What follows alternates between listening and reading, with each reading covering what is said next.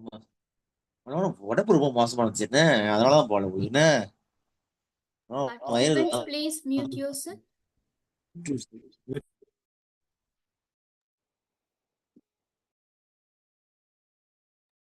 Mute mute.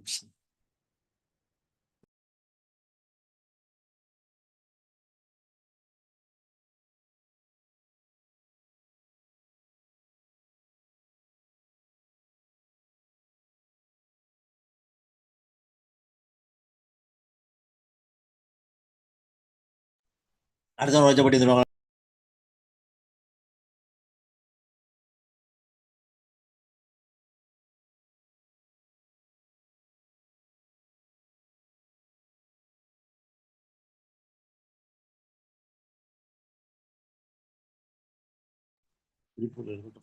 சுஜிதாக்கு birthday phone பண்ணணும்னு நினைச்சேன், மறந்துட்டேன். Happy birthday, happy Narmada birthday. ma'am, Yes, ma'am. Yes, ma'am. am I visible ma'am? It. I could see a black screen. Am I visible ma'am? No, ma'am. No, I could see only a black screen. Am I audible to you? Yes, yes, you're audible, but the video is not clear. Video is no, I could not see the video.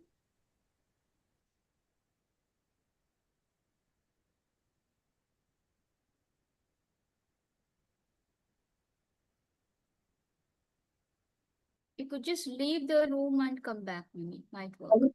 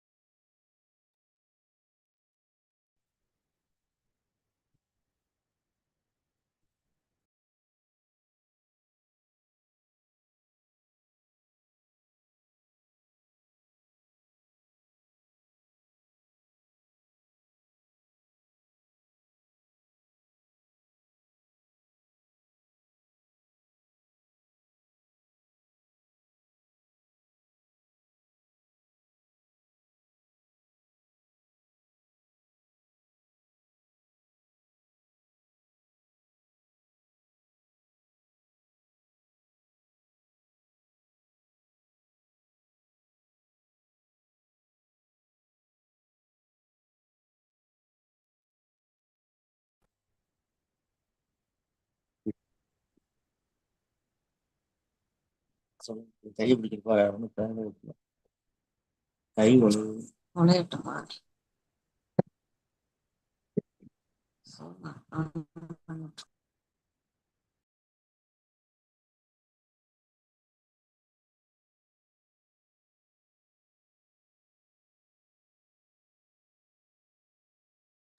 இந்த வீடு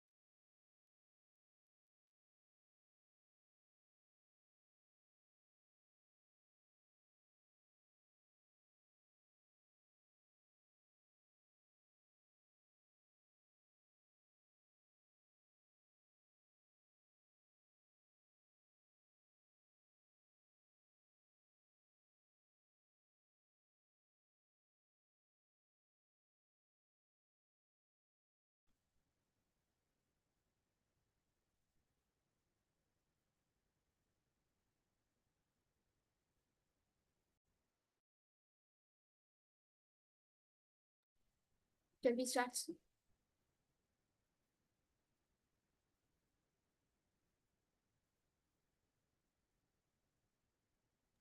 Can you hear me? Good evening. Yes, sir. Good evening. Shall we begin? Yeah, please. Good evening to one and all. With immense pleasure and great respect, I warmly welcome everyone to the fourth session of International Webinar Series organized by the Department of English, St. Joseph University, Dindivan. Today's webinar focuses on the timely and thought-provoking theme, Green Humanities, Eco-Critical Perspectives on Climate Change. Climate change is one of the greatest challenges of our time, and the humanities offer unique perspectives that deepen our understanding of environmental responsibility, ethics, and sustainability. We are delighted to have such an enriching session ahead. On behalf of the management, the Founder Chancellor, the Vice Chancellor, the Registrar, and the faculty members and the Department of English, I extend a warm welcome to all our distinguished guests, faculty members, research scholars, students, and participants joining us from different parts of the country and abroad. To formally welcome the gathering, I now invite Mrs. T. Charlata to deliver the welcome address. Ma'am.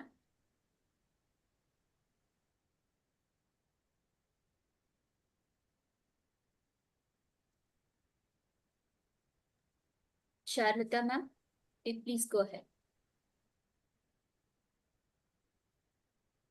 Thank you.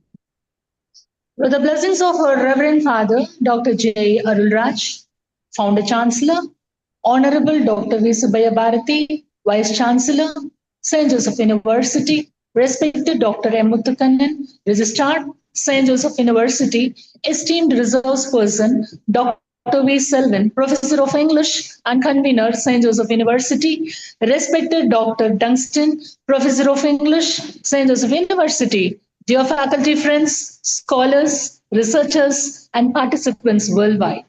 Good evening to one and all. It is my privilege to welcome one and all for the international webinar series organized by Department of English, St. Joseph University, Dindivanam, on emerging trends in humanities.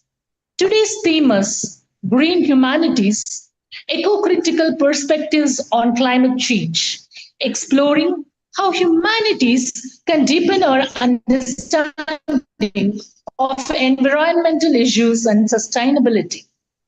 We are honored to have Dr. V. Selvin to deliver the special address, whose insights will enrich our pro-critical discourse.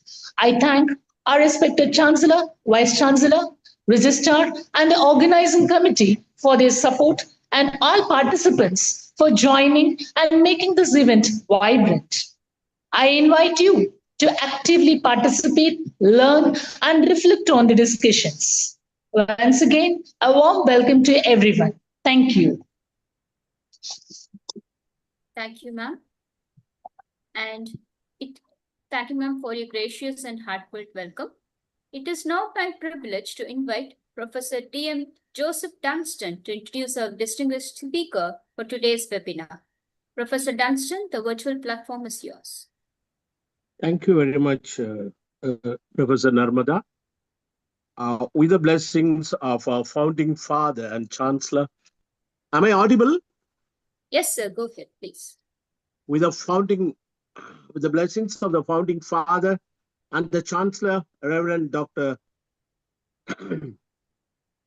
J. Arulraj, and our Honorable Vice Chancellor, Dr. Subbiah Bharati, and all the literary icons of St. Joseph University and the faculty members of St. Joseph University, I feel privileged to introduce Dr. Selvin Vedamanikam, our resource person of today.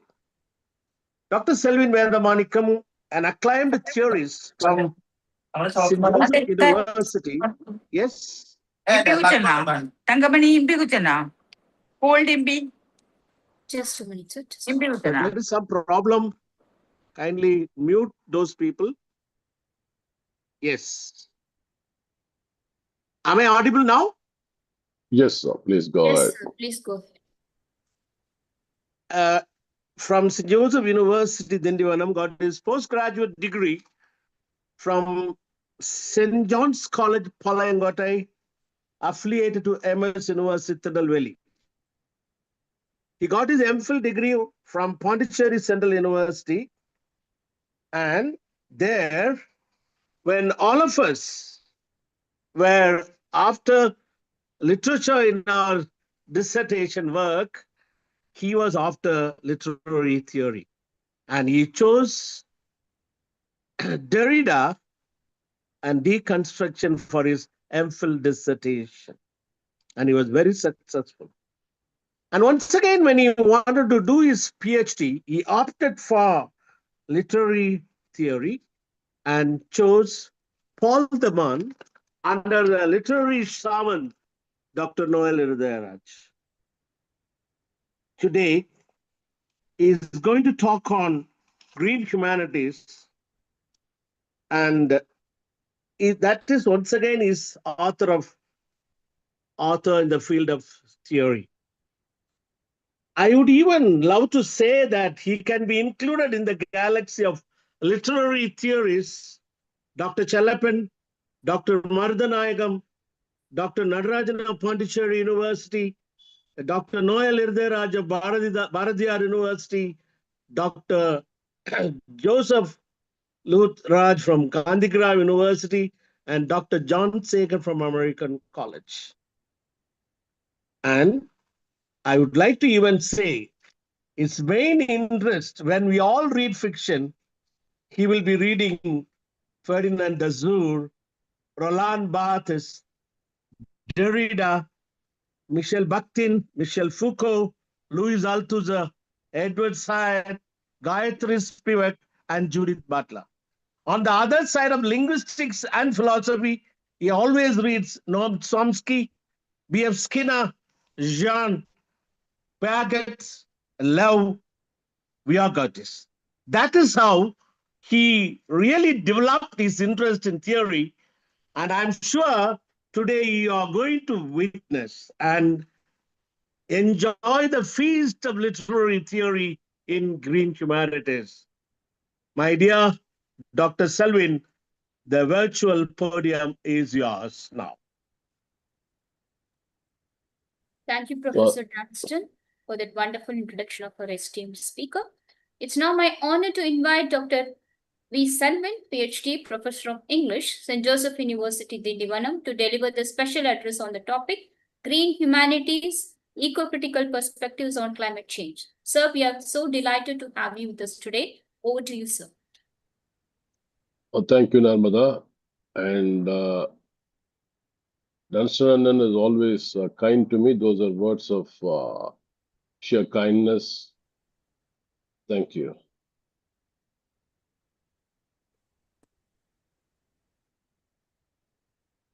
So, give me a moment. I'll try to share my screen.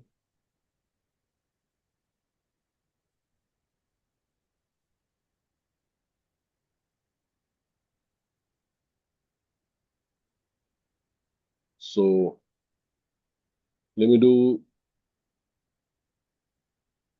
a little bit of a setup check. So, my audio is clear, correct? Yes, sir, clear. Yes. Oh, and I have shared a slide. You can see that. Yes, sir. Okay, I'll go ahead. Thank you, everyone. Thank you, everyone, for joining us here. Good evening, everyone, and a very warm welcome to the 4th session of our webinar series, Emerging Trends in Humanities, hosted by the Department of English at St. Joseph University, Dindivanam. We begin, as we always do, with gratitude.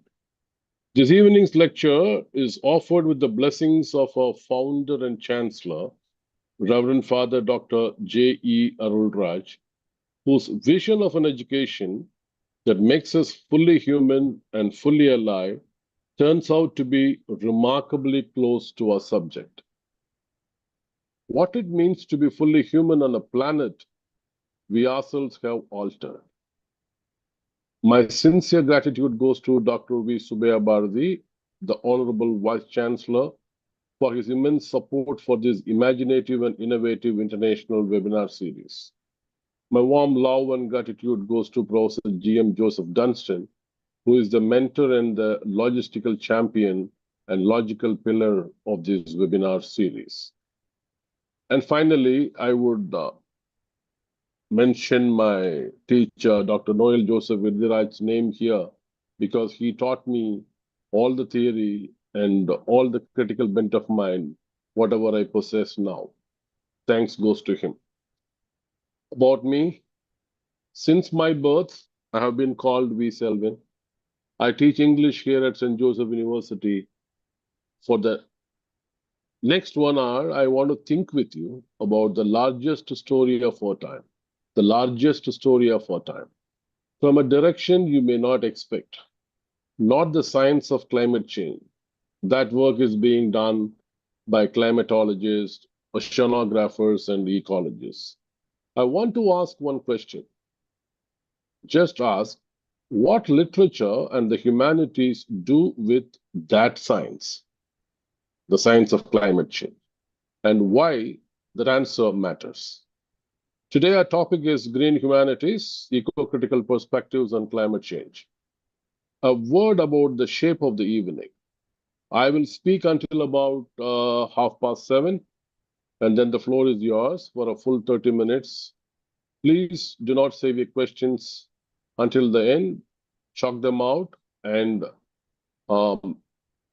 put them in the chat when the moderator opens the chat room. On a subject like this one, the questions are not an appendix to the lecture. They are rather the point of it.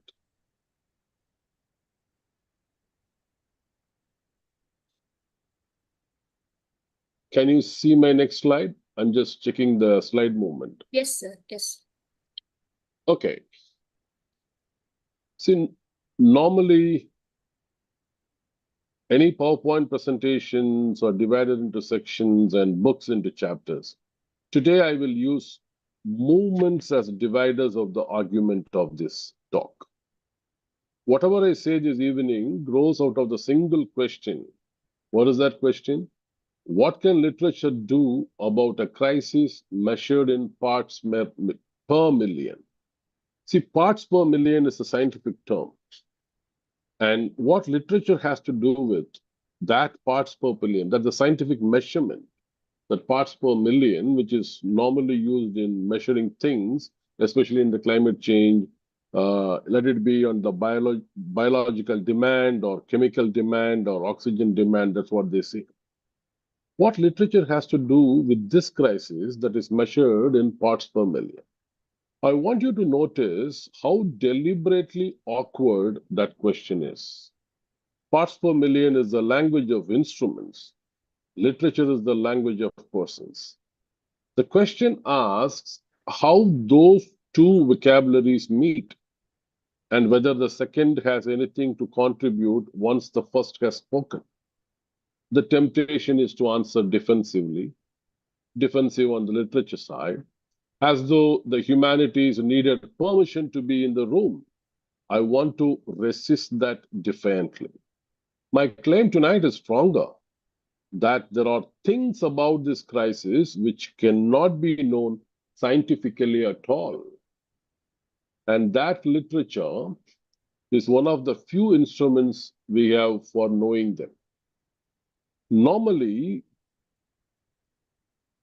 we divide our arguments. Now I'm dividing my arguments into 4 movements. 1 second, I'm just facing a little difficulty here.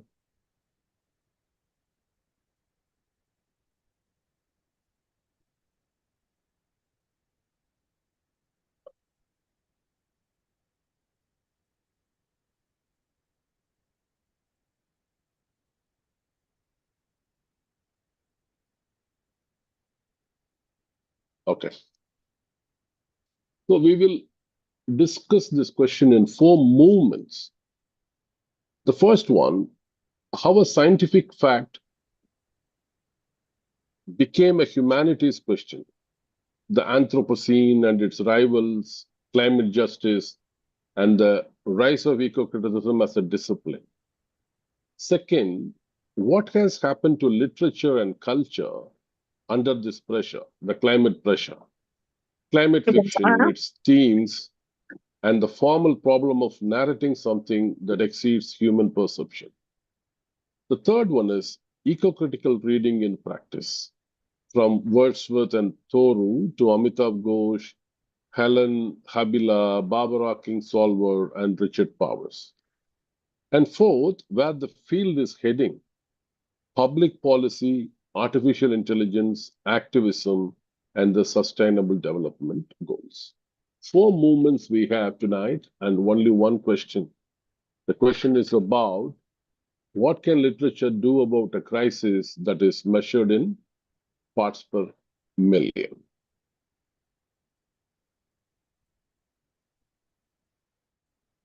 The movement 1 will be discussing the climate change, environmental crisis, and the rise of eco-criticism.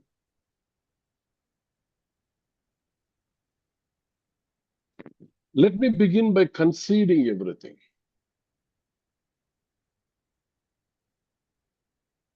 The physical case is closed. The synthesis reports of the Intergovernmental Panel on Climate Change, if you are closely following environmental criticism or eco-criticism or climate fiction in particular, you should be reading the reports on the IPCC. They're every year they convene and they give a report and study. They study and give a report and talk about what is the effect and what is the solution and these things. They draw together thousands of studies to a single conclusion. What is the conclusion? Human influence has unequivocally warmed the atmosphere, the ocean, and the land. Since the Industrial Revolution, coal, then oil and gas have raised the atmospheric concentration of carbon dioxide, methane, and nitrous oxide together. Those gases trap heat. The consequences are rising temperature, melting glaciers, rising seas, longer droughts, fiercer rainfall, and accelerating biodiversity loss. I am not here to relitigate any of that, and neither is eco-criticism. But notice what happens the moment you accept it. Climate change turns out to be much more than a temperature record. It is biodiversity collapse, ocean acidification, species extinction, food insecurity, environmental migration, and ecological injustice all at once. I would repeat, biodiversity collapse, ocean acidification, species extinction, food insecurity, environmental migration, and ecological injustice. And these are not only physical events. They reorganize, they affect memory, identity, politics, faith, and imagination. They change what a coastline means to a people who live on it. It is not just a rise of temperature. They change what we owe to people not yet born. That is where the division of labor becomes clear. Science explains how the system behaves. The humanities ask what its behavior means, who is responsible for it, and how we ought to live in consequence. Those are not softer questions. They are simply different questions, and no quantity of data answers them on its own. You see the right side of the slide, you would see I have given a scale problem. The effects unfold across centuries and continents simultaneously. No single human lifetime can observe climate change. We only ever see fragments of it. One flood, one bad summer, one dying reef, which means the whole thing has to be assembled in the imagination before it can be understood at all. What we see today is only fragments of the climate change. If you want to see the entire effect of climate change, one lifetime is not enough. So you have to assemble together everything using imagination. And that imagination, assembling wholes out of fragments in the imagination, is exactly what literature has always done. So that is the function of literature. We are going to use it tonight. Let's try to do something, an analysis of people are naming the epoch. I consider that as an act of blame. In 2002, the atmospheric chemist Paul Crutzen proposed that we had entered a new geological epoch, the Anthropocene, in which human activity had itself become a geological force, altering the composition of the atmosphere, the chemistry of the oceans, the distribution of species, and the very strata of the earth. The term escaped from geology almost immediately, and it has reshaped literary study more than any concept since post-colonialism. Why? Because it dissolves a distinction on which a great deal of literature quietly depended, the distinction between human history and natural history. If humans are a geological force, then nature can no longer be passive backdrop against which human drama unfolds. In the Anthropocene novel, floods and forests and oceans are participants. They act. They have consequences. That is not a metaphor. It is a change in what counts as a character. But the term has been sharply criticized by many, and the criticism is worth taking seriously too. To blame anthropos, humanity in general, is to flatten history.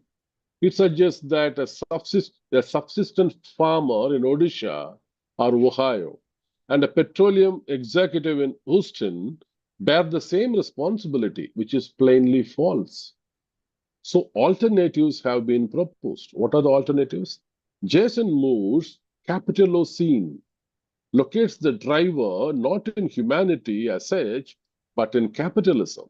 5 centuries, 500 years of extraction, commodification, and endless accumulation. Another alternative is Donna Haraway and Anna Singh and others, they offer Plantationocene, which points to the colonial plantation, monoculture, forced labor, dispossession, the systematic remaking of landscapes and peoples together. Donna Haraway, she brings another alternative, that is Chuthlocene, and named for an epoch of multi-species entanglement rather than blame. You may find one of these more persuasive than the others, that is a legitimate scholarly disagreement. What I want you to take today, there is no neutral name for our situation. Every name is a small argument about who did this, and therefore about what should be done and by whom. Humanity as culprit flattens history. The alternatives put colonialism, capital, and power back into the story, therefore back into the novel. Let's move to the next slide. Here, climate change is global, but it is not evenly distributed. That asymmetry is the ethical heart of our field. The communities that contributed least to global emissions, please note this point, least to global emissions, small island nations, indigenous peoples, coastal and rural populations, they are the much of the global south, are the most exposed to flood, drought, food insecurity, and displacement. That is not misfortune. It is a pattern with a history. Climate justice, therefore, replaces measurement questions with justice questions. Who benefited from the industrial development that produced these emissions? Who bears the cost now? What is owed and to whom? And because carbon persists for centuries, one further question that no other discipline is well placed to ask: what do we owe to people who cannot yet object because they have not yet been born? That principle of intergenerational justice, you have to note this term, intergenerational justice, that runs through everything else I will say tonight. This is precisely where literature earns its place. It's a royal place. Scientific reports and policy documents describe populations. Novels, memoir, poems, and oral narratives give those populations names, voices, and interiority. Post-colonial fiction, indigenous storytelling, migrant writing, and eco-poetry make audible exactly what the aggregate data leaves out. And they go further. They extend moral standing outward. So what forests, rivers, and oceans appear not as resources, but as participants, which quietly changes what can count as a moral claim at all. You have to think about Rob Nixon here. One second, I just jumped the slide. Rob Nixon, yeah. He calls this slow violence, the harm that unfolds gradually, dispersed across years and bodies. Pollution, drought, deforestation, and contamination. As I told you earlier, we don't have one life to understand the extent, the vast extent of the damages we are creating. The same way, the poisoning also is not done overnight. So only Rob Nixon calls it as slow violence. See, a river is not contaminated overnight. A river is contaminated over 30 years. A river is poisoned over 30 years. An earthquake might be a news, but a river and a mountain that has been slowly chiseled away, it is done over the years. Nixon's argument is that literature is one of the few forms capable of making that duration visible, the time duration visible. And I'll be talking about what happened in Niger Delta later. If we have to understand more about these things, you have to understand the 4 waves of eco-criticism. Eco-criticism became an organized field in the 1980s and early 1990s, we know that. The scholars conventionally describe its development in 4 waves. You have to treat them as tendencies, not then as a tightly packed or compartmentalized chronology. They are tendencies. Each new concern was absorbed rather than replacing what came before. Let's move to the first wave. The first wave was a literature of wilderness and place. It celebrated nature writing. Thoreau, Emerson, Muir, Leopold, Annie Dillard, and Edward Abbey. It took seriously the idea that a landscape can shape identity.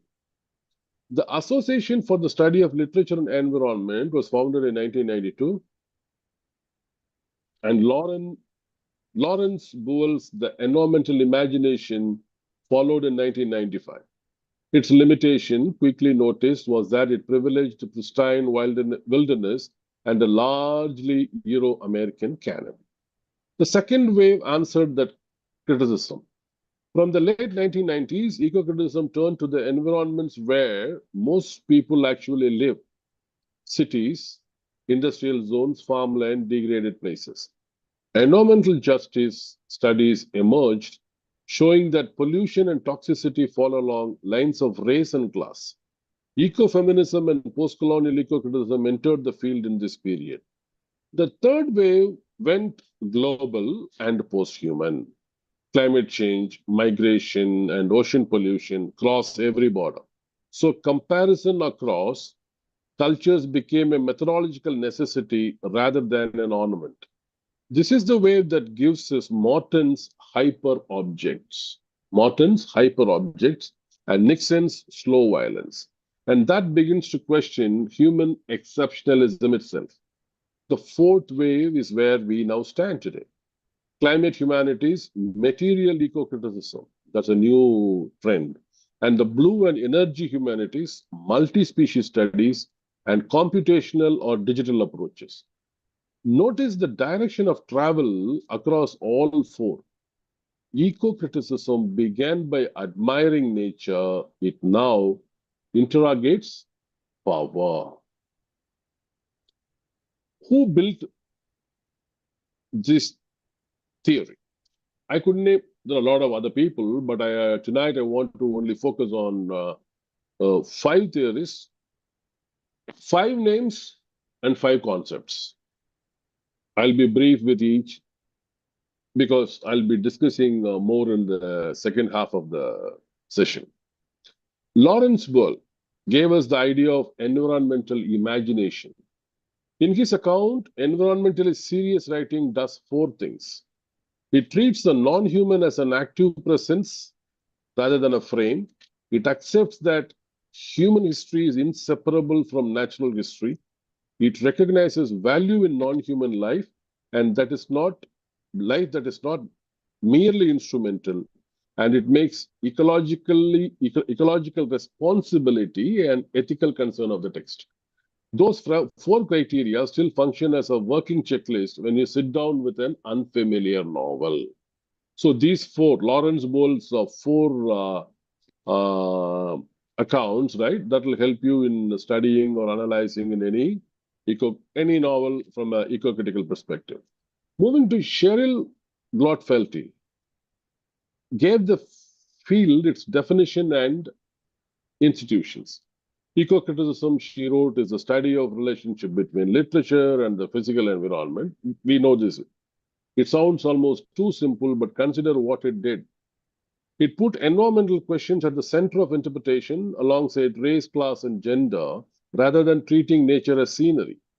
Her eco-criticism reader, I think which it came in 1996, yeah, co-edited with Harold Fromm, remains the field's foundational anthology, and she was central to founding ASLE, I think almost the same year or so.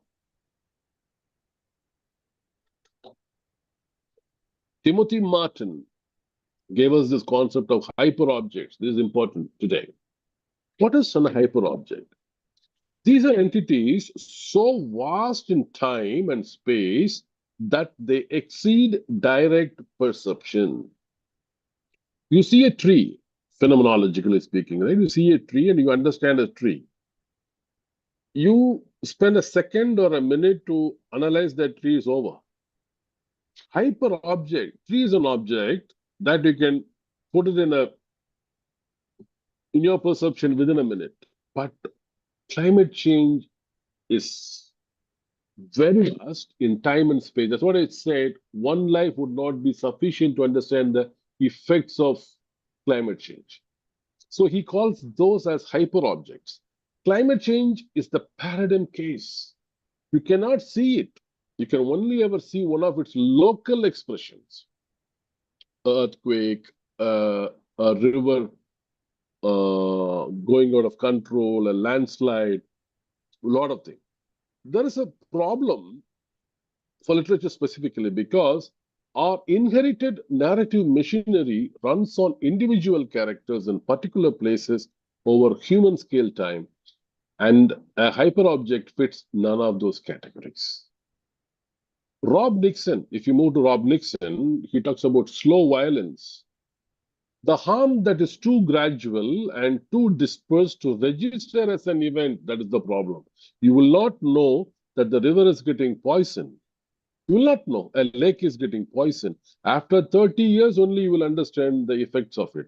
After 100 years or 200 years, you know the entire lake is gone. That we know a lot of examples in our lifetime. Finally, moving to Bruno Latour, dissolved the nature-culture divide altogether. In actor network theory, humans and non-humans alike act within networks. Rivers, microbes, infrastructures, institutions, and people, all of them are participants. His later work calls Earth the terrestrial, not a stock of resources, but a shared community in which we are embedded. I think you have to put these things together, five concepts or five frameworks, put them together, and you have a conceptual toolkit. Maybe young researchers can use these 5 theories and create a toolkit, right? And Boole will tell you what to look for. Glotfelty tells you why it counts as criticism. Martin tells you why it is formally difficult. Nixon tells you why it is politically invisible. Latour tells you who else is in the room. I think it looks like a PhD thesis for me. Let's move to the next slide. Climate change in literature and culture. If the crisis exceeds perception, what kind of story can hold it? Climate fiction, let's take. It's the most visible literary response to the crisis. And it has a longer history than the label suggests.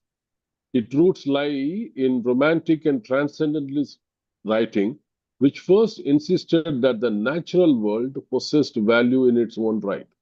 Its modern beginning is usually dated to 1962, to Rachel Carson's Silent Spring, which demonstrated that environmental writing could change public policy, a precedent that still shapes what writers hope for. The same year gave us J.G. Ballard's The Drowned World, which set the template that climate fiction has been working with ever since: a transformed planet, submerged cities, and a psychological adaptation to a world that no longer matches with their inherited categories.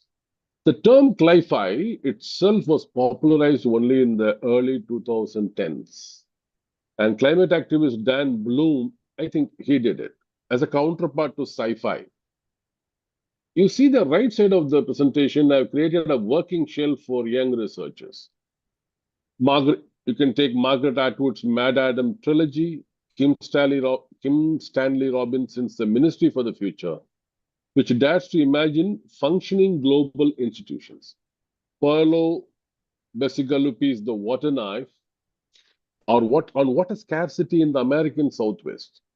Richard Powers' The Overstory, then Barbara Kingsolver's Flight Behavior, and Amitav Ghosh's The Hungry Tide and Gun Island, and there is something called Nutmeg also. Notice how little these books have in common formally. See, cli-fi crosses science fiction, dystopia, realism, magical realism, indigenous storytelling, and post-colonial writing. There is a Ghosh challenge. I would call it as a Ghosh challenge, Amitav Ghosh. See, which is the most serious argument in this area and the one I want you to carry. In The Great Derangement, Ghosh, he argues that the modern novel is constitutionally unsuited to climate change. Now the form is put under question. Realism, as we inherited it, trained itself to exclude the improbable, the catastrophic, and the collective in favor of the plausible and the individual. So when the improbable becomes ordinary, when the once-in-a-century flood arrives twice in a decade, when the once-in-a-century flood arrives twice in a decade, the form itself starts to fail. The problem is not the novelists lack concern, it is that machinery they inherited was built for a stabler planet. I think here you have a green pasture you can go and explore. You can create a form whatever you want. Let us go to the themes. What are the themes that recur everywhere, right? Disaster, migration, extinction, and eco-anxiety. Disaster comes first, but not in the form you might expect. Climate fiction rarely stages a single spectacular catastrophe. Disaster in these books arrives as accumulation. That's what I told you. It is not overnight stuff. It's an accumulation, effect of accumulation. A drought that doesn't break. Soil that thins. A harvest that fails for a third year running, a coastline that retreats. And it never falls equally. That's the global north and the global south. Writers return again and again to the fact that the same storm produces inconvenience in one neighborhood and ruin in another. Moving to migration. So you're faced with these disasters. What happens? Climate displacement. That's the movement under duress rather than choice. And the literature is attentive to what the distinction costs. Characters lose not merely a house, but a coastline. The entire coastline is gone. A livelihood, a village, an entire district might go off. And a language too. If the entire people goes off, even a language might get vanished. It maybe take a small island in Papua New Guinea or wherever. And the narrative frequently turns to the receiving society, where climate migrants meet legal barriers, precarity, and hostility. So these can be tested in the novels. The third one is extinction. What the biologists now call sixth mass extinction. That means there are 5 mass extinctions happened before. Literature registers now. It wants to register as an experience rather than as a statistic. Statistics are with numbers. Literature is for persons and emotions. See, now birds don't arrive on schedule. Reefs bleach. Pollinators thin out. These texts notice that. Literature notice that. And science has a method for recording, and literature has also done that, and we will see it later. When a species disappears, the songs, it is not just the species, it's not just the bird actually. When a bird disappears, let's take an example, right? The songs, rituals, proverbs, stories associated with that species also disappear. Maybe a portion of literature is disappearing. Then if a language goes out, literature is not there. The fourth one is eco-anxiety. Okay, now in Australian schools, eco-anxiety is taught nowadays. Grief, guilt, and your dread, your fear about futures. See, the future has not arrived, but you are afraid of your future. Can I buy a land near sea now? A lot of people are thinking in India. Chennai will go down. So these are discussions happening now. See, the related term is solastalgia, the distress of watching your home change around while you stand in it. You have homesickness without having left. What a beautiful thing. You haven't left your home, but you know you're going to leave in the future, so you start developing your homesickness. So there are in Australia, there are psychological treatments started happening for eco-anxiety syndromes. So contemporary novels stage this across generations. Okay, these are the 4 themes. Okay, we saw 5 theorists, 4 waves of eco-criticism, 5 theories, and 4 themes. I want to really stop here for a moment. How do you narrate a hyper-object? See, this is the technical heart of this evening. I will keep it very short. A crisis that will spread. Over centuries and continents cannot be seen by a character in a scene on a Tuesday or in scene 1, act 2, no. Now the literary form has to move. And 6 moves recur, okay, in a hyperobject. First is speculation. Extrapolating from present science into a future that is livable enough to inhabit imaginatively. Second, multiple timescales, past, present, and future braided together. I think T.S. Eliot is correct. Past, present, and future braided together so that cause and consequence become visible in the same book. So you don't have single timeline realism. The third one is polyphony. I think this is from Polyphony, Michel Bakhtin. See, the scientists, it is not the one narrative thread is running now, different voices. Scientists, farmers, migrants, activists, and children, they are narrating in turn. So no single vantage point is adequate to describe what's happening in the planet or a planetary event. The fourth one is most radical and a non-humanistic perspective. That is, you say post-humanistic or whatever you want to call. That is, I would call non-human view.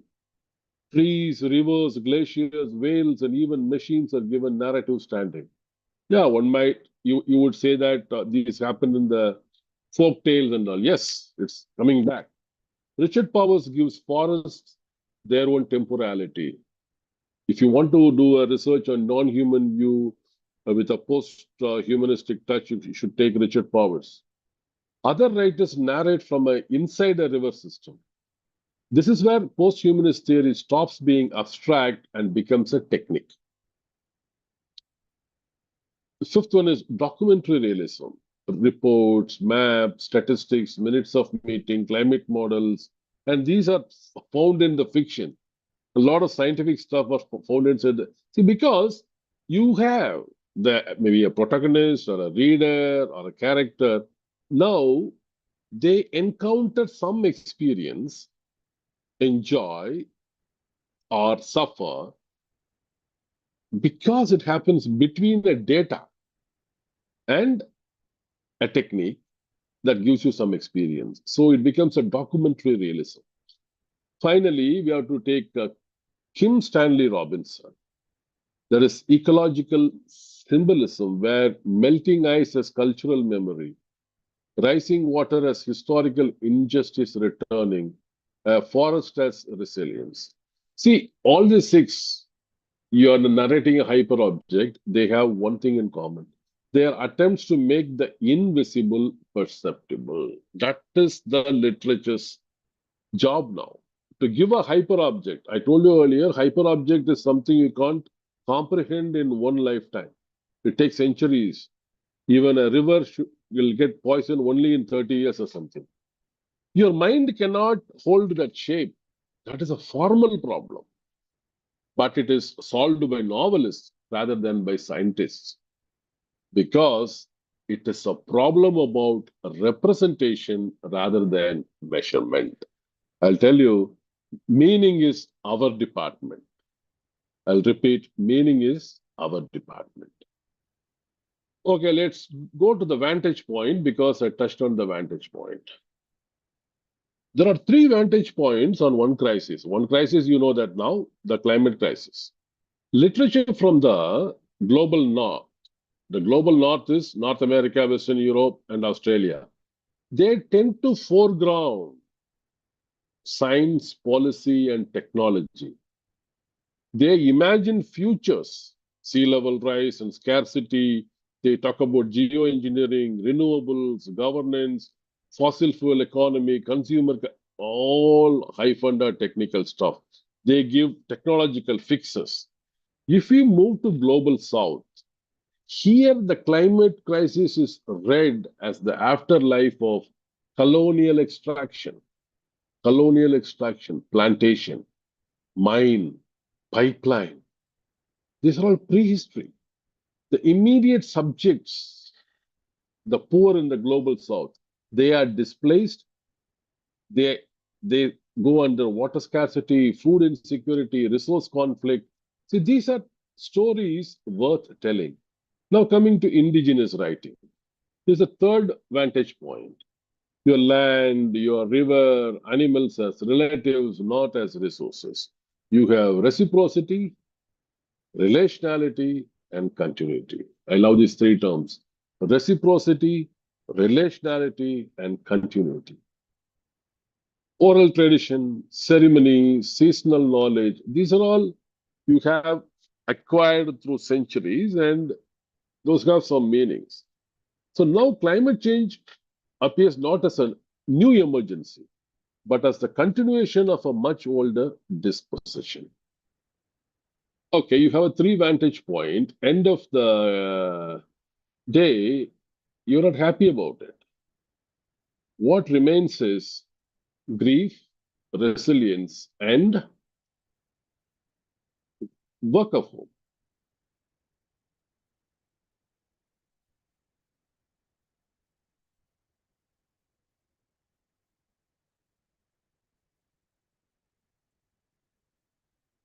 Okay. Now let's start with ecological grief. See, you're going to sort of mourn for ecosystems, the loss of ecosystems, loss of biodiversity, loss of coastline. So now we understand a lot of stuff, right? You see these in newspapers, you're going to mourn for it. And the species, the seasons, you're going to mourn for it. It has a peculiar quality. It's a grief. Farmers reading rains, coastal families watching the sea, taking the ground their grandparents farmed, children inheriting a thinner and quieter world.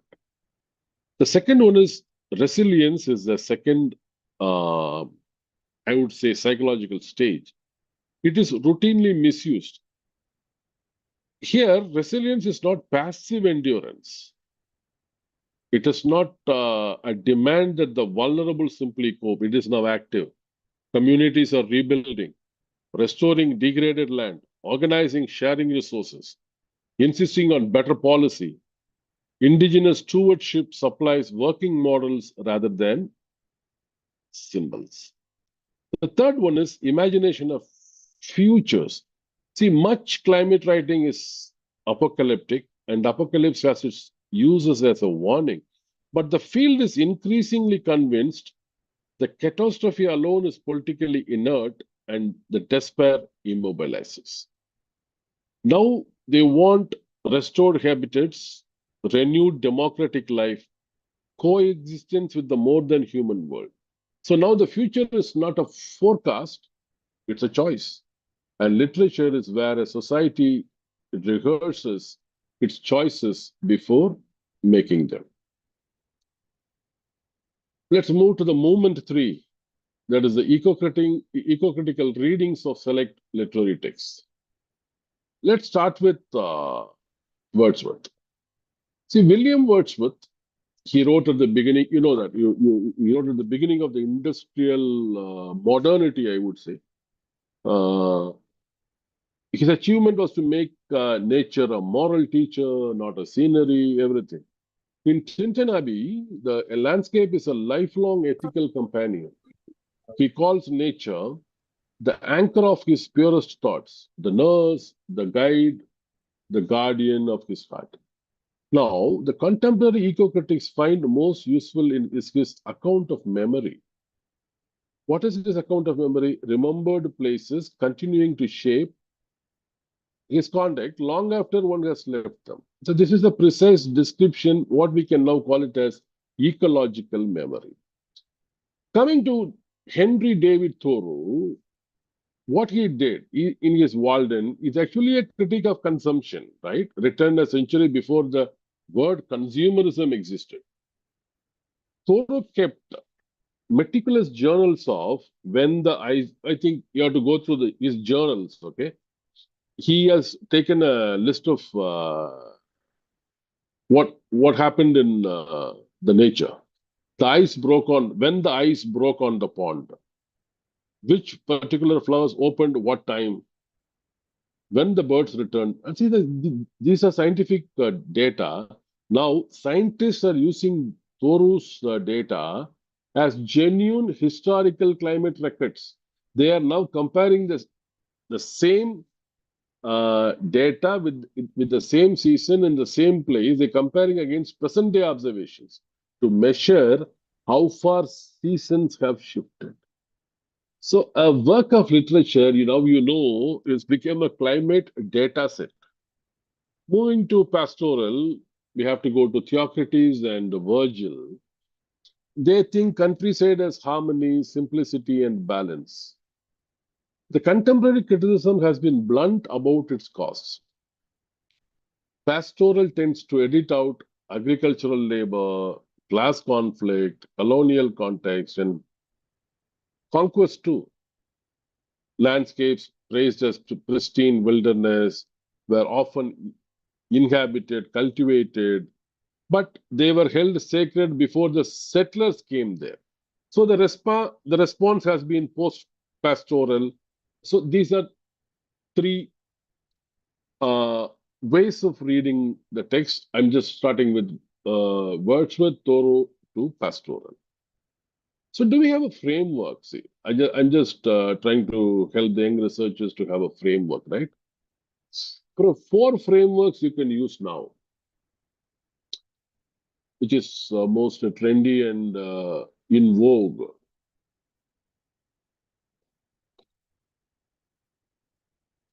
Let's start with ecofeminism. Francois Deubonne in 1974 coined the term ecofeminism and developed by Plumwood, Carolyn Merchant, Vandana Shiva, Greta Gard, Karen Ward. What is ecofeminism? Its core insight is structural.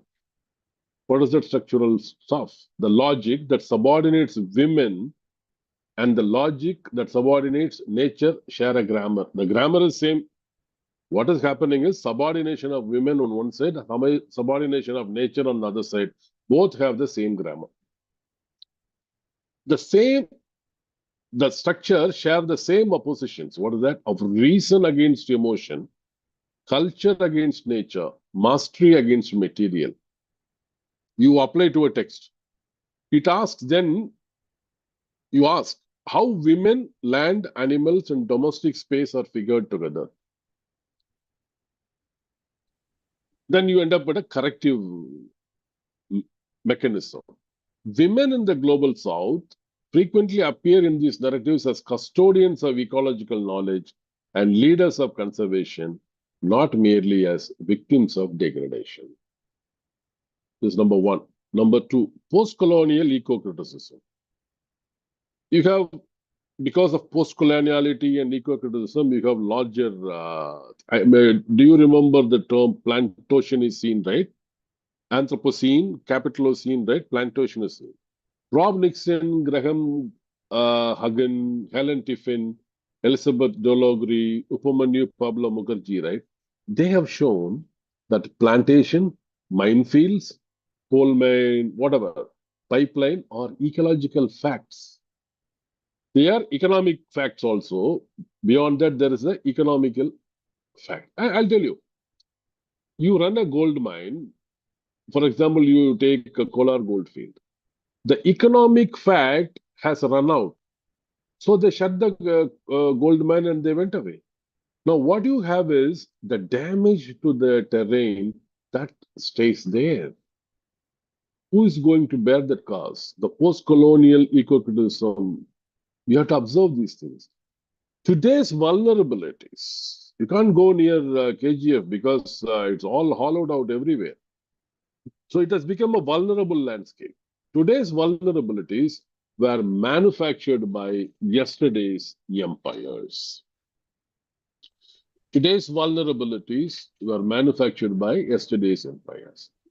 Slow violence gives this reading its temporal shape. The harm you are looking for in the text may be 100 years long. Coming to the blue humanities, oceans cover 70% of the planet, and oceans regulate the climate. And if you take eco-criticism, they spent entire 20 years only on the land. Now, blue humanities have really gained attention. This framework moves sea, coast, island, river, the ecosystem of a river, the marshland, wetland, whatnot. See, now from it's not a setting, it has become an agent. And if you go to Pacific Island writing, right? Caribbean literature, South Asian coastal narrative, here ocean is not a boundary. Earlier, it's a cartographical instrument. Now it's not a boundary. It's a home. It's a history. It's a threat at once. Moving to the next one, animal and multi-species studies. Now you have to start with Derrida. Move to Donna Haraway and Carrie Wolf. See here, what we see in this approach is, this approach treats animals as subjects with their own agency and ecological roles, rather than as symbols of human moods. Extended into multi-species studies, it takes plants, fungi, microbes. Everything is fighting for survival as a shared cross-species condition rather than a human achievement. See, these frameworks, you can't say that, come on, I'm not going to really recommend that these 4 approaches or 4 frameworks should be made separate. No, you can combine. You can combine ecofeminism with post-colonial strain, blue humanities with eco. See, I'll tell you, you're going to take a feminist analysis, ecofeminist analysis in a coastal area, then it becomes 3 times subordinated, right? Like what Spivak says. So remember, you have a lot of new humanities emerging, material eco-criticism. energy humanities. Medical humanities is all the, now it looks like it's old one, right? Medical humanities and health humanities have become a little old now. You have a lot of energy humanities. Your Iran-US war. There'll be definitely one or two novels coming up. Okay, now it's time. It's 7:30. Let me go take you to a close reading session. The first one is, one second. I just want to close this. Okay. The case study 1. I'm going to take Amitav Ghosh's The Hungry Tide. It was published in 2004. Okay. It is set in Sundarbans. You know Sundarbans, the vast mangrove delta. It is shared by two countries, India and Bangladesh, where the rivers meet the Bay of Bengal. Now I'll tell you, the tide changes the map. The morning, the river will flow, maybe a portion of the river will flow in India. Evening, the river will flow to the side of the Bangladesh border. So this sort of a setup you keep in mind. So because the river moves here and there, the lagoons, I would say, it creates small islands, right? The island will be there for 3 days or 2 weeks. After some time, the island will be vanished because the tide comes and takes over. So this sort of a novel, okay? The novel gives us P.R. Roy. She's an American-trained marine biologist. She comes to Sundarbans to study the Irrawaddy River dolphins. There is a Kanai, an urban translator from Delhi, and Fakir, a local fisherman. So these three are trying to engage in that project. Fakir is a local fisherman. He doesn't understand any language. Language in the sense, the scientific language, the instruments, what P.R. Roy brings, the measurement systems and everything, but he knows the water goes which way. The setting is doing more than setting. Sundarbans are not scenery, okay? It's not ecological, beautiful house you can go. No, the tides erase islands. The forests, actually see, this morning the forest will hold the villages. Next morning, the tiger will be on the other side. Next morning, the tiger will come here because the forest will move this side. The mangroves shelter and become a danger simultaneously. So you can't manage that. Pia carries GPS units, depth sounders, lot of instruments. Fakir does not have any of that, but he carries a body of inherited local knowledge encoded in song, story, and habit. The novel refuses to rank them. Her data is real, the Pia's scientific data, but his knowledge is real. Neither is sufficient alone. They have to collaboratively walk through that forest. See, this is very important. So we have come to that sort of situation where we have to coexist. So only we call it as post-human world.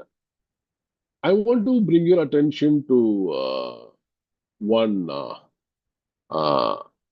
massacre that happened in West Bengal that is called Morjabi massacre.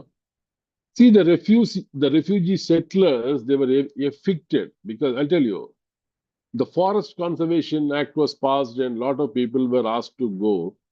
And people refused and they say, I don't know any other job other than fishing in Brahmaputra. But there was brutality of force and people were asked to move. Thousands were killed. Now we have to talk about environmental justice. So this is one case study. The second is a mix of Africa and America. See, Helen Hobula's Oil on Water, which was published in 2010. It sends two journalists into the creeks of Niger Delta in search of a kidnapped British woman. A British woman was kidnapped.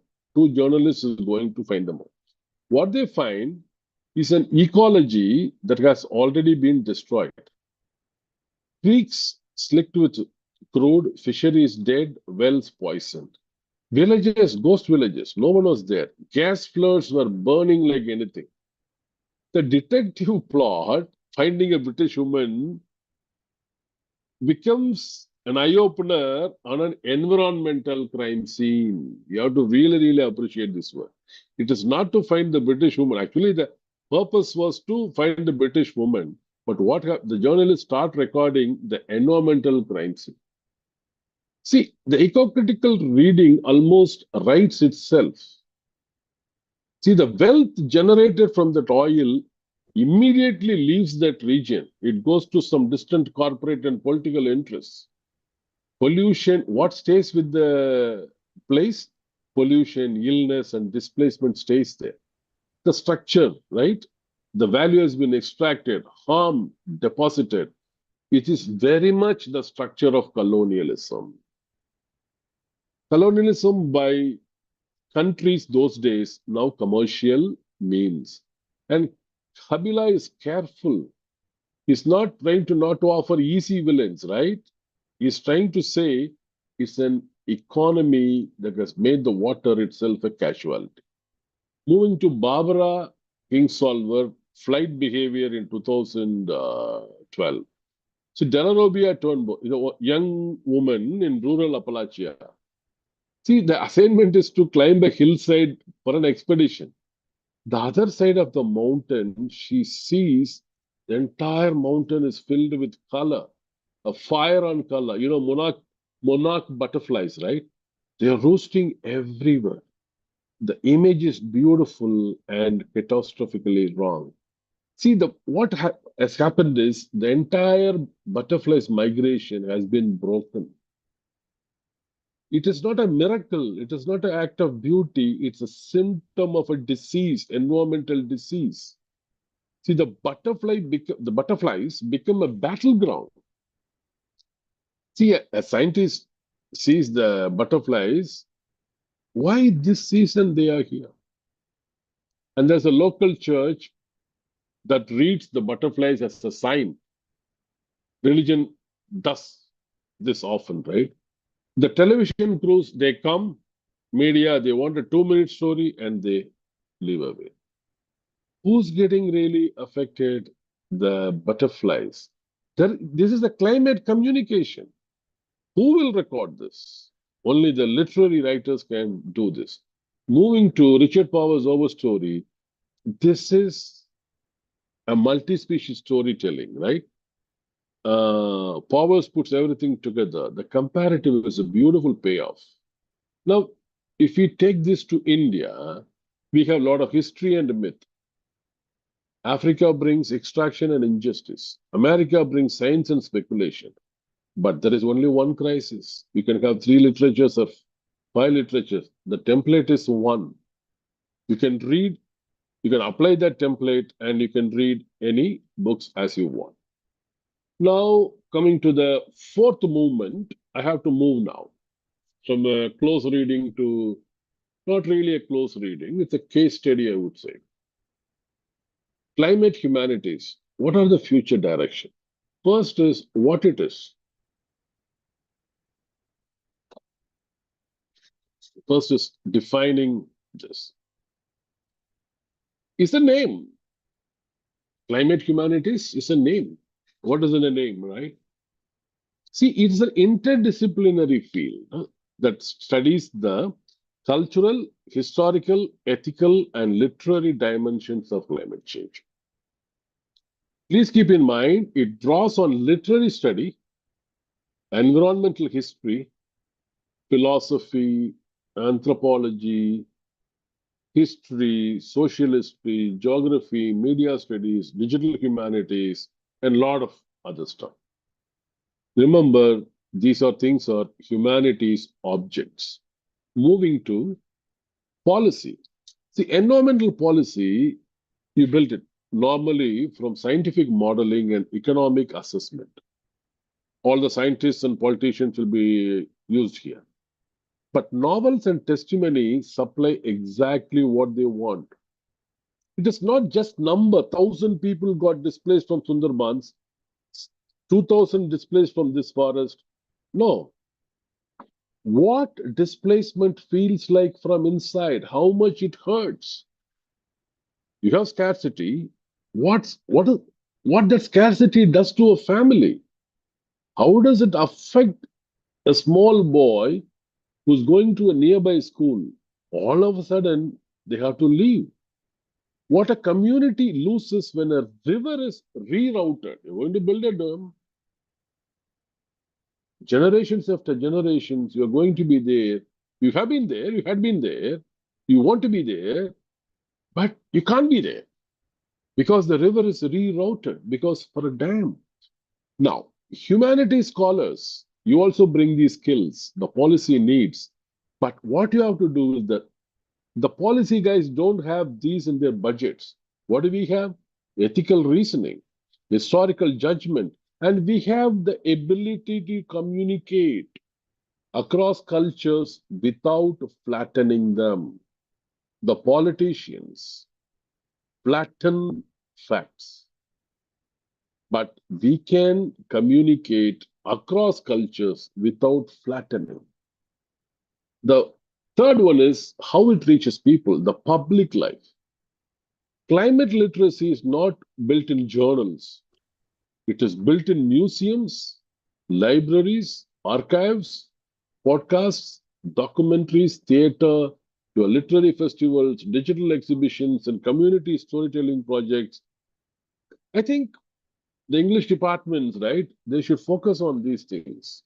Theater, literary festival, your exhibitions, and everything should focus on the green humanities. See, scientific evidence does not provide, will not. Public understand. There's a gap, okay? In that gap, the humanities has the structure, framework, logic, concept, philosophy to work, to improve, and to offer something. Now, there might be a question, the favorite question of the day, artificial intelligence and human. Okay, everyone loves artificial intelligence these days, right? Okay, oh, artificial intelligence have arrived. Okay, what should we do? I'll tell you. As an instrument is genuinely powerful. AI is genuinely powerful. Should I use AI in arriving some solutions in environment? See, that research is happening. That's what I've taken this. It is called as computational eco-criticism. This is very, very, I think I want young scholars to take this. How you're going to do text mining, it is digital humanities, end of the day, okay? I consider digital humanities is now a little old. You have to talk about computational eco-criticism. Text mining, topic modeling, sentiment analysis, NLP, across thousands of work at once. You can put all the work, you can take a environmental vocabulary, you can create an XML taxonomy, and you can create a modeling, and you can understand what's going to happen, what has happened, right? One single scholar cannot do, but an AI can do this. Number one. This is computational eco-criticism. Next one is digital archives and mapping. We have a lot of oral histories, climate records, maps, photographs, whatnot, remote sensing data. Now, can I use AI to understand this? Yeah, you can. Now I'll tell you.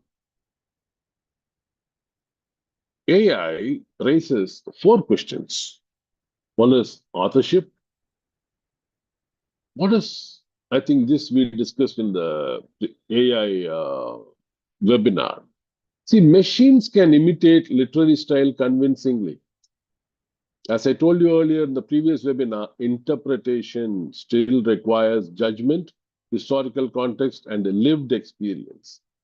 Climate humanities values literature precisely for its ethical imagination. See, ethical imagination is not a stylistic feature. If it is a stylistic feature, AI can imitate. But ethical imagination is a humanistic imagination, okay? I remember we were talking about the previous webinar about imagination, primary imagination, secondary imagination, and fancy, right?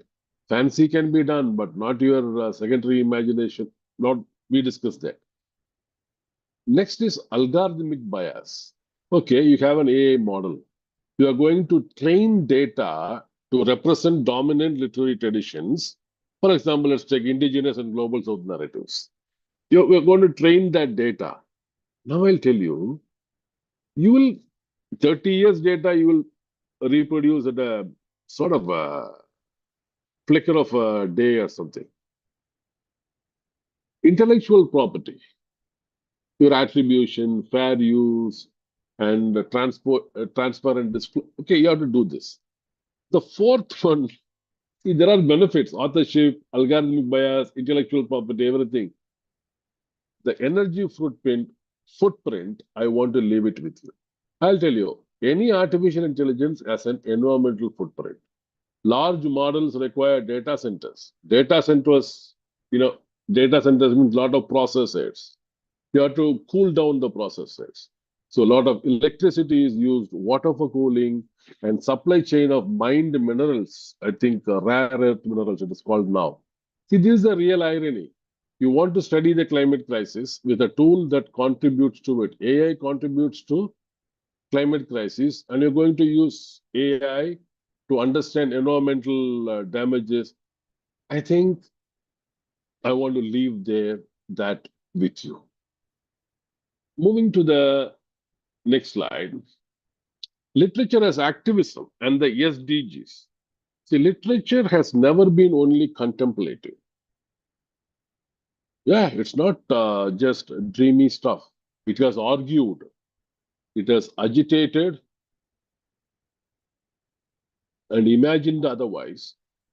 In the climate era, that older function has returned with force. How?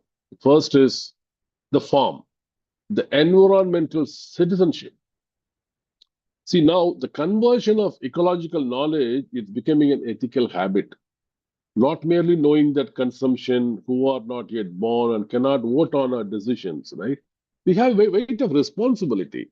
You take people who have not born yet. They can't vote, but we are taking responsibility and we are damaging it, right? Literature is unusually good at producing that feeling because narrative does that what statistics cannot. Number two is community action. This I recommend all the English department to take it. Storytelling workshops, literary festivals, service learning projects, citizen science, river restorations, tree planting campaigns. See, this is not just an NSS project, okay? Universities should increasingly build this into the curriculum. I would argue that a Department of English is better placed to run them than almost any other unit on a campus because this work is fundamentally about listening and recording. The third one is the fourth one, the Sustainable Development Goals. This immediately gives you an international vocabulary, UN feel and everything, right? If you ask me, I just calculated how many of the 17 Sustainable Development Goals among them, right? How many will really yield something to our discussion today? 7 of them. Maybe I think if anyone is doing eco-critical research or environmental research, you should devote or analyze SDG in your chapters.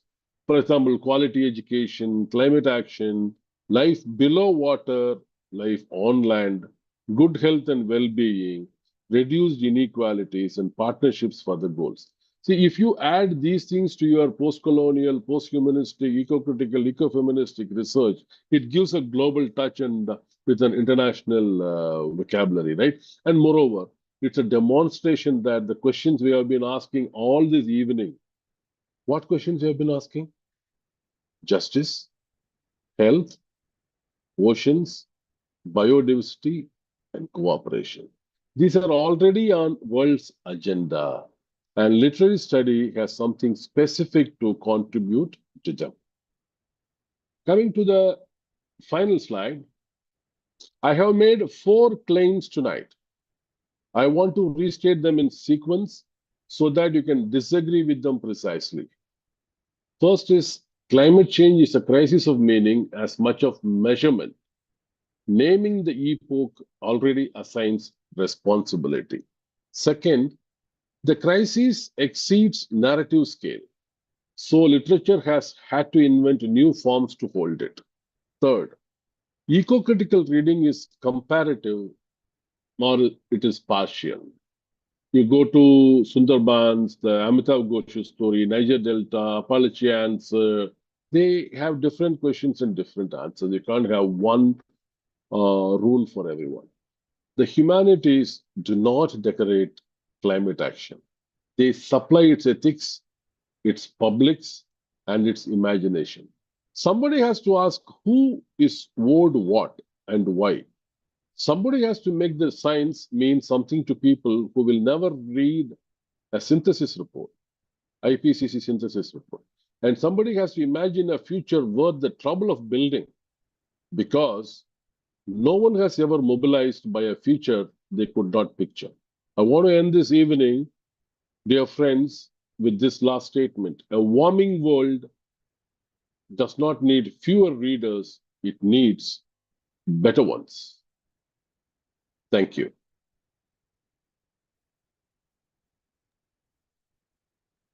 Thank you very much, sir, for your enlightening and inspiring presentation. Your insights into green humanities and eco-criticism have certainly broadened our understanding of literature's role in addressing environmental concerns.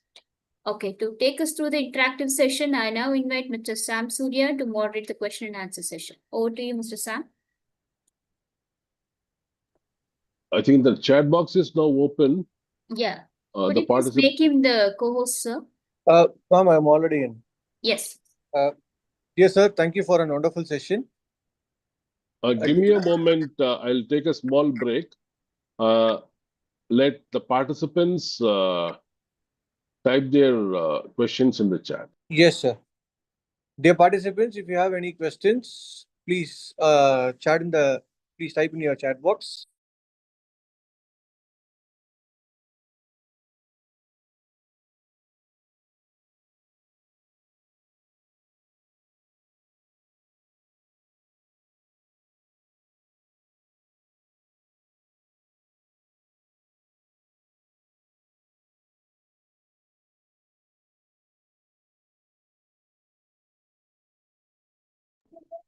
Dear participants, we have posted the feedback questionnaire for the session. Week 4 feedback is already posted in the chat box. It will be available till 9 o'clock. You can log in and you can fill in your feedback.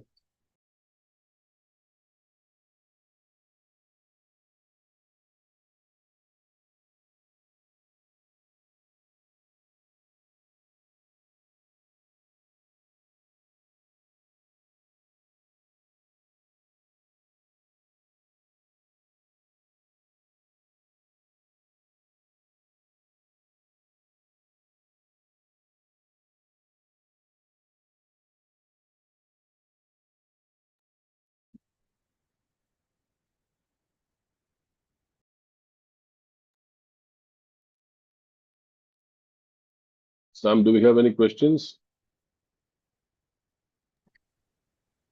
So yes, sir.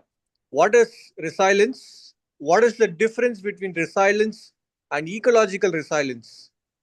And you said that climate humanities values literature for its ethical imagination. If that is so, what about sport humanities, sir? This is a question from Mr. Gopinath. Okay, one second. I think let me take one by one. So he has asked a lot of questions. Yes, sir. Okay.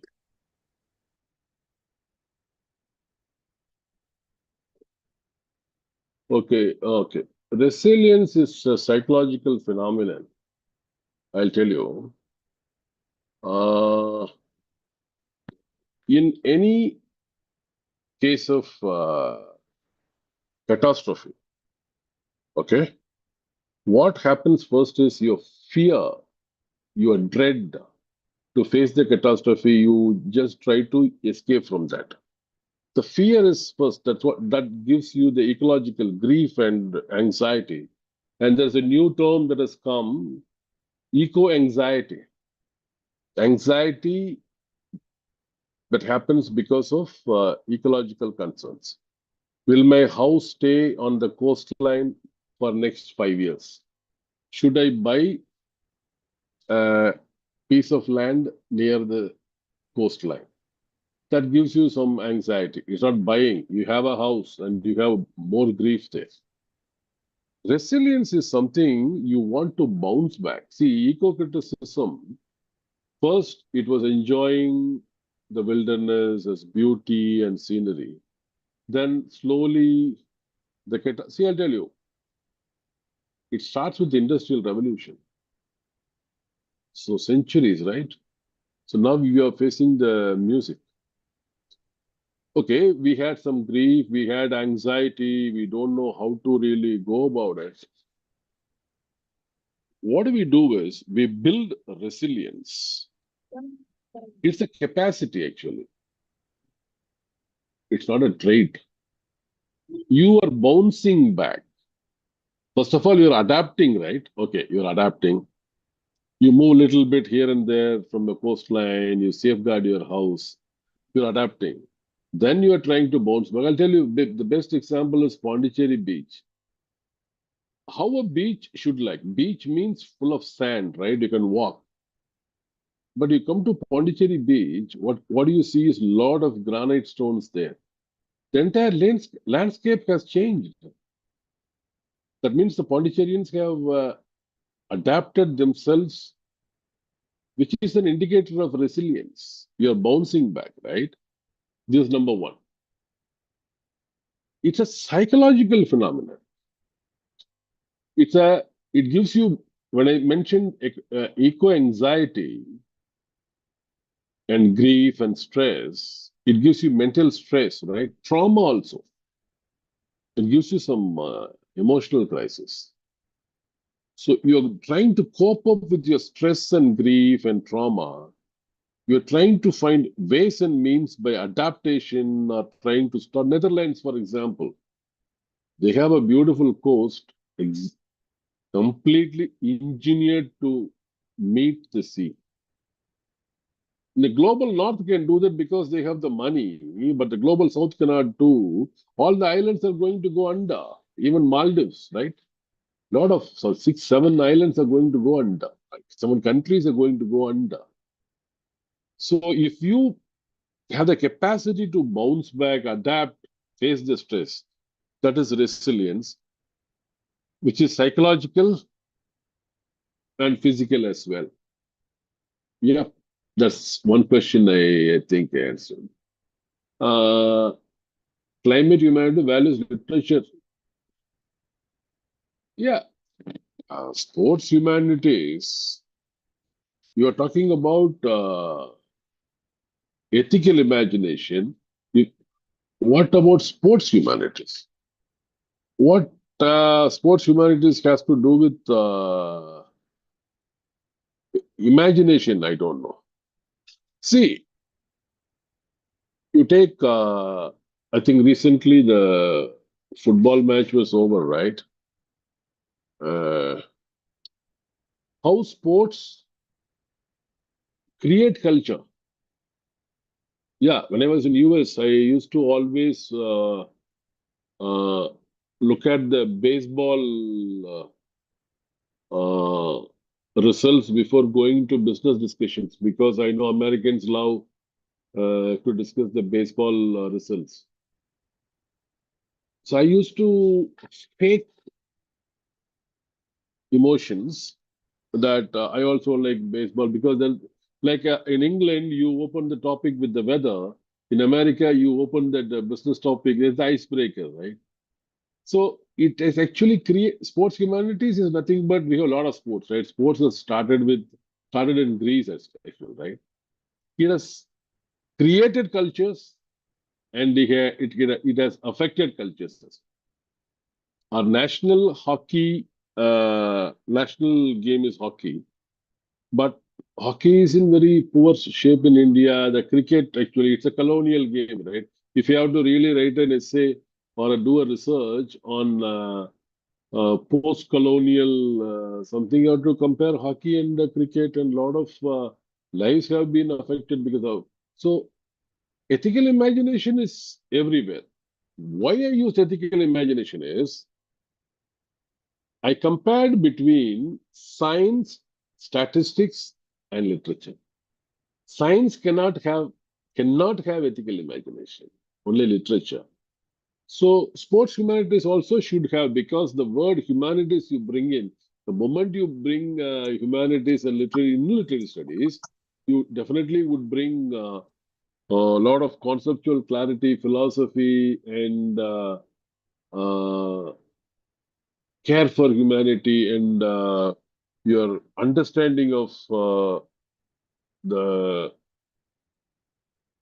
living systems. I would call it the living systems. Let it be bacteria, fungi, or anything else. So ethical humanities, it is available in sports humanities also. Yes, next one is, someone has asked about necropolitics. Necropolitics is about death and something. And that has nothing to do. Maybe I think actually Membe has written something on that. So necropolitics is something coercive power, and who can die. I think you have to compare this with biopolitics. If you're really interested, we can have a separate seminar on biopolitics, Michel Foucault, and Giorgio Agamben, because I am a big fan of Agamben, Abhi. We can have a separate discussion on this if you're interested, but this necropolitics and environmental crisis, Membe talks about, how can I say, the state itself allows violence.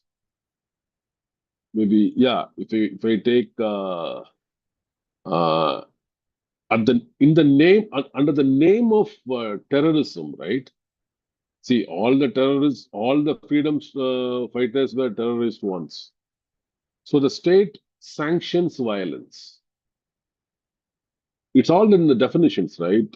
Who's a terrorist and who's a freedom fighter? It's all in the definitions.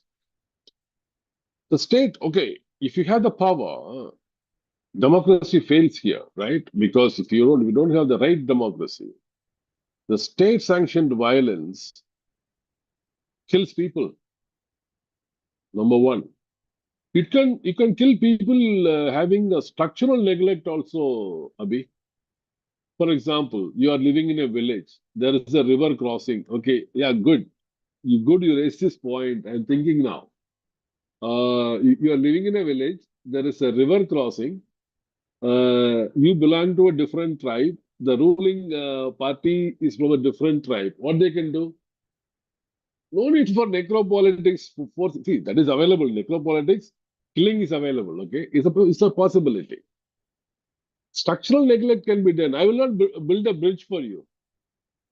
Automatically, you are not allowed to get medical care in terms of emergency. Then what will you do? That's the environmental crisis, right? We can't really run, right? See, this is where you have to go to two people.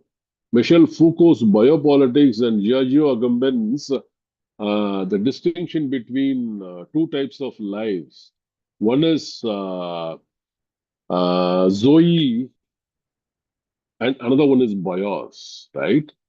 So that's a beautiful work by Agamben. So Bios is the qualified life. If you can take it as the VIPs and the elites. Zoe, right? That is the life. I think this distinction comes from Aristotle. Yeah, it's not so. It has to go back there, and the governments cannot offer structural reforms, and they can ignore demands. So your necropolitics will. I would rather call it as Agamben calls it as the bare life. Right? We call it as Homo Caesar. And I think Membe talks about creating a death world, allowing people to die, if I remember correctly. I think, Abhi, I answered your question.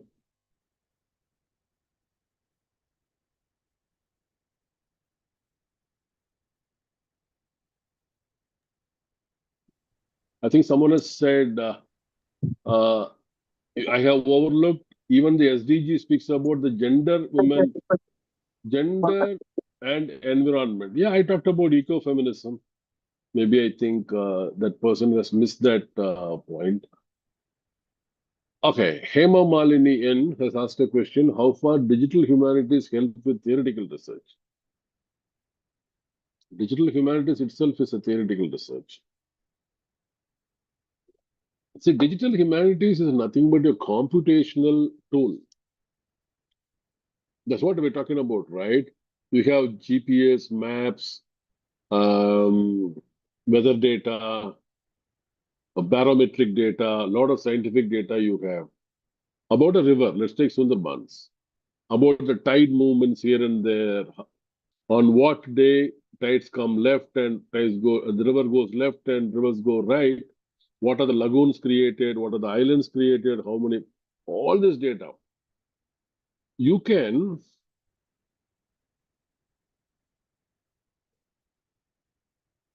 employ 2,000 people to analyze the data. If you use computers, the computational power of computers, using algorithms, that will help you to sort of categorize, right? Aristotle talks about categorization. Category is the main important thing. See, what we have is noise, full of data. Data will not give you any information. You have to apply some structural framework or categorical analysis, then you'll get information. Then information should lead you to some sort of findings. I would call it as your any PhD final chapter is your wise saying. That is your research. For theoretical research too, digital humanities is going to help. Any other questions, Sam? Sir क्या आप मुझे सुन पा रहे हैं sir? Sorry? Sir. Yes, sir. Sir मेरा एक question है. Yeah, please, sir. Yes sir. Sir ये आजकल ह्यूमैनिटी के लिए सबसे बड़ा खतरा सर एआई को माना जा रहा है. सर इसको आप कैसे डिस्कस मतलब कैसे लेते हैं सर एआई? क्या ये वाकई में हमारे लिए खतरा बन सकता है? Sir, can you put the question in English? Okay, sir. Sir, how AI impact our society? Is may create a problem in the future? Not really, sir. You see, AI is a tool. AI is like a knife. It is up to you how you use it. That's what we're talking about, right? In a computational, power of computers can be used to analyze lot of documents, and you can bring the data, analyze the data in 1 hour or so. But there are pros and cons, and for what measure you're using. For example, you're going to use AI for a radio imaging of a cancer patient, that is more viable, right? Just to draw diagrams and these things you're going to use means, see, there is the con side of it, because a lot of people use AI. Even if you say please or thanks in AI prompt, and 1 liter of water is wasted there is harm to the environment. But it's up to you. That's what I said. The final carbon footprint, you have to decide, sir. There is harm and there is benefits also. Thank you, sir. Thank you, sir. Sir, there is one question from Anandalakshmi Hemalata. Yeah, please. Why do formerly colonized nations suffer the worst effects of climate change despite contributing the least to the global industrial revolution? Sorry, please come again. Why do formerly colonized nations suffer Yeah. the worst effects of climate change despite contributing the least to the global industrial revolution? Yeah, see, that is the main crux. Why? She's asking why. See, that Yes. is a big research question. I would say why they are colonized because they were not very advanced in technology. See, I'll tell you. Why Europeans conquered India? Because of their firepower. We did not have firepower. So technology, for example, even Spanish Armada you take, I think we are in an English crowd, right? You take why English people conquered the Spain naval fleet? Because the cannons were far-reaching. So technology is one thing. And the second one is we were betraying each other. So these are the two questions I would say. Sir, I have a question. Yeah, please, ma'am. Sir, what contribution and humanism and environment, sir? Because I have an author who, with whom I have done my PhD. So I just wanted to know because she is Suniti Nam Joshi from, she's a diaspora writer. She belongs to India. And in her writing, I have come across, she's talking about the missions, okay, how it would be. So I just wanted to know, because you were talking about ecofeminism and all. So I just wanted to know, because this is the latest thing that is going on, LGBT. So how they are going to contribute for humanism and environment, sir?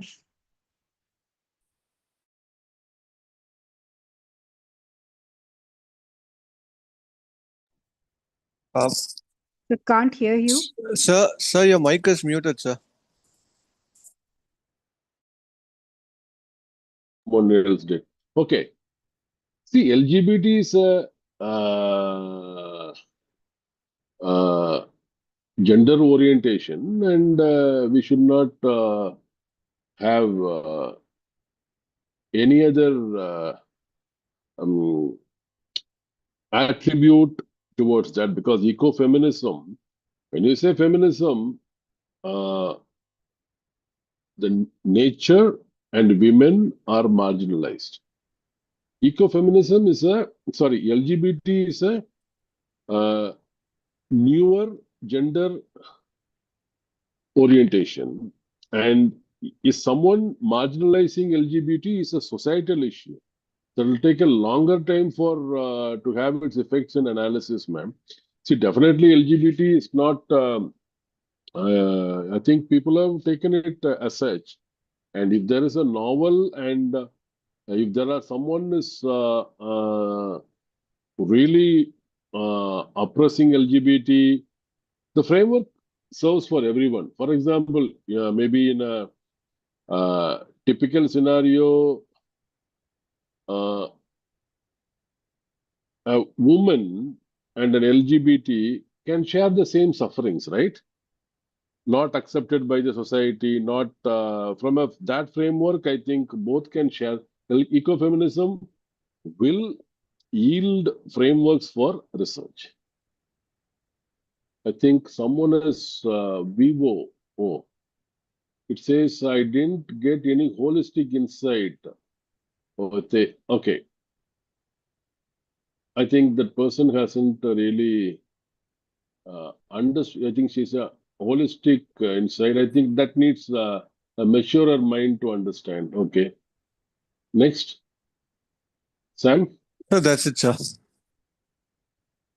Oh, that's all. Okay. Oh, there's one more question. SDG or UN-based global goals, how far we Indians are into it? Any specific good among cities? Flora and fauna, good. So there is one research I know very well. Okay, I think that research happened in St. Joseph University, Nagaland. Her name is Lulu Awomi. She recently got her PhD in English, and she did an eco-criticism only. Lulu Awomi. What she did is she took some 6 or 7 novels and she analyzed. These are all Naga novels, okay? Naga writers. Esterin Kiri's novels, I remember, if my memory goes right. Esterin Kiri's novel, what she did, she took 7 to 8 novels and she analyzed the flora, fauna mentioned in those novels. I'll tell you because Esterin Kiri belongs to an Angami tribe. Her stories revolve around the Angami tribe, but Angamis live in only particular areas of Nagaland. So what all trees, what all flora and fauna has appeared in her novel, that's a chapter. So this is number one. So this has really documented, her research has documented. See, first, Esterin Kiri has documented the trees, the animals of that place, actually. The researcher has taken out in a tabular format and created a species study that has been done, ma'am, and we should do for all other novels also. Sam? Sir, that's it, sir. Okay, thank you. Yes, sir. I'm happy to have more questions, but if that's the case, I am happy. Sir, there is one more question. Okay. From Mr. Gopinath. Sir, George Orwell in his essay, Why I Write, lists out 4 dimensions for writing, namely sheet egoism, aesthetic impulse, political purpose, and history. But today's writing lacks these 4 dimensions. They talk about the values of life. Your comments on that, sir? Yeah, definitely, because I have to close this session as a literary guy, right? I appreciate George Orwell and I appreciate Gopinath. He talks about 4 dimensions: sheet egoism, aesthetic impulse, political purpose, and history. Definitely, a writer should have 4 of these things, then only he can write good literature. But I don't agree with I don't agree with Mr. Gopinath because he says today's writing lacks these 4 dimensions.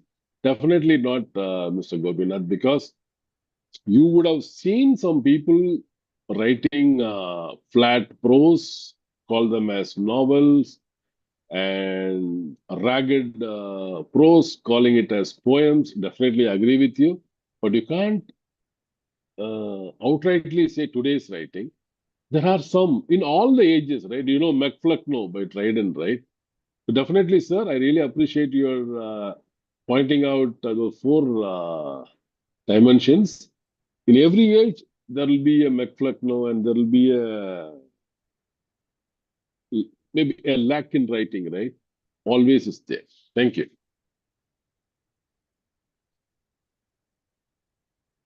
Dear sir, thank you for answering all the questions patiently. I think we'll come to a conclusion of this particular session. Narmada ma'am, over to you. Yes, sir. Thank you, Mr. Sam, for conducting the interactive session so effectively. We also thank all the participants for their insightful questions and active participation. As we come to the close of this enriching webinar, I invite Mr. Ilandarian to propose the vote of thanks.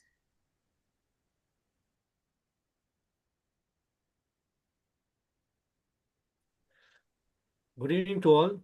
It's my great honor and privilege to deliver the vote of thanks for today's enlightening session of the International Webinar Series on Emerging Trends in Humanities. On behalf of the Department of English, St. Joseph University, Dindivanam, I extend our deepest gratitude to Dr. V. Selvin, Professor of English, for his remarkable presentation on green humanities, eco-critical perspectives on climate change. Your insightful us to view the environmental challenges through the lens of literature and humanities. We sincerely appreciate your valuable time, scholarly wisdom, and engaging interaction with the participants. We express our profound gratitude to our founder, Chancellor, Reverend Father Dr. J.E. Arulraj, whose vision and blessings continue to inspire us in our pursuits of academic excellence and holistic education. Our heartfelt thanks are due to our Vice Chancellor, Dr. V. Subbiah Bharati, and our Registrar, Dr. M. Muthukannan, for their constant encouragement, guidance, and unwavering supports in organizing programs of international significance. It also extends my sincere appreciation to organizing committee, the faculty members of the Department of English, and every volunteers who dedicated and efforts ensures the smooth execution of this webinar. A special words of thanks to all the participants from the various institutions where enthusiastic participation and active involvement truly enriched today's session. As the renowned environmentalist Rachel Carson once said, "In nature, nothing exists alone." Today's webinar has reminded us that literature, humanity, and nature are deeply interconnected. With sincere gratitude to everyone who contributed to the success of this program, I conclude my vote of thanks. Thank you all. Wish you a pleasant evening and looking forward to the meeting you in our next webinar. Thank you. Thank you, everyone. Thank you, sir. With that, we conclude our today's webinar. Thank you to all the respected speaker, university leadership, faculty members, scholars, students, and all the participants for making this session meaningful and successful. We look forward to meet you again in the next session of our international webinar series. Have a wonderful evening. Thank you. Dear participants, please note the feedback link is posted in the chat box, and it will be available only till 9 o'clock today. Thank you.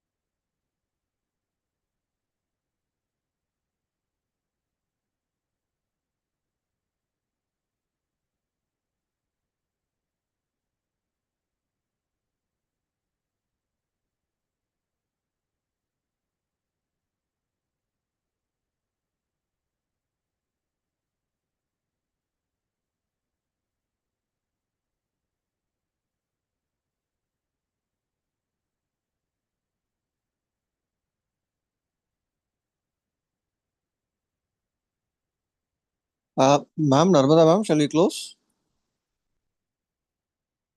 Yes, sir. Yes. People are asking for feedback, so that's why I posted. Yes, ma'am. We'll wait for 2 more minutes and then 2 you more can. minutes, yeah. Yeah, you can end the meeting then. Yes.